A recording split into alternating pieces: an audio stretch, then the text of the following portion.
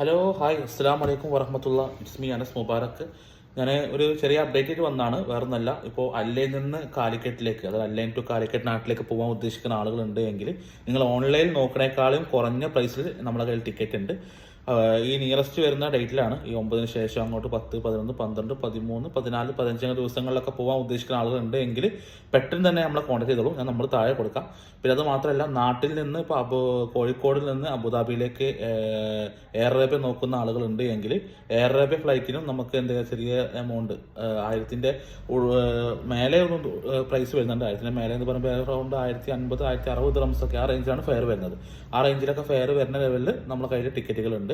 ഇപ്പോഴത്തെ സാഹചര്യം നമ്മൾ ഫെയർ കുറയുമെന്ന് വല്ലാതെ ഓവർ എക്സ്പെക്ട് ചെയ്യേണ്ട. എങ്കിൽ കൂടി നിങ്ങൾക്ക് മറ്റ് സെക്ടറിലേക്കാണെങ്കിലും എങ്ങനെയാണെങ്കിലും നമുക്ക് എന്ത് ചെയ്യാം, നിങ്ങൾ ഓൺലൈൻ നോക്കണേക്കാളും കുറഞ്ഞ പൈസയിൽ നമുക്ക് ടിക്കറ്റ് തരാൻ പറ്റും.